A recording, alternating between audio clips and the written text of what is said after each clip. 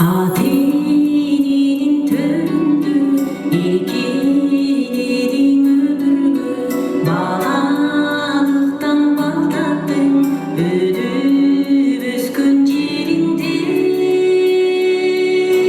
Arı kızım bilgin, ay yıldızga değgin, dolu suyup ak dilek. Atam menен apakем, kız жебекте буралган, алтын көпүр самайын, узатамын өзүңдү, тосуп алсын таңайым. Ак жолуң жарашкан, ак тилекке жадашкан, ак жол бойлуу келин бол, үйгө ырыс тараткан.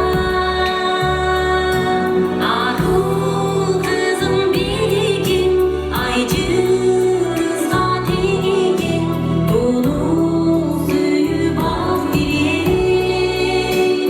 Атам менен апакем, кыз жебекте буралган, алтын көпүр самайын, узатамын өзүңдү, тосуп алсын таңайым.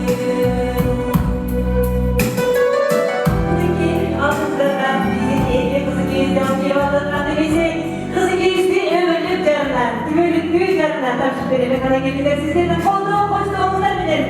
Karahan denizlerin varlığı saçmasın. Koşarınızlar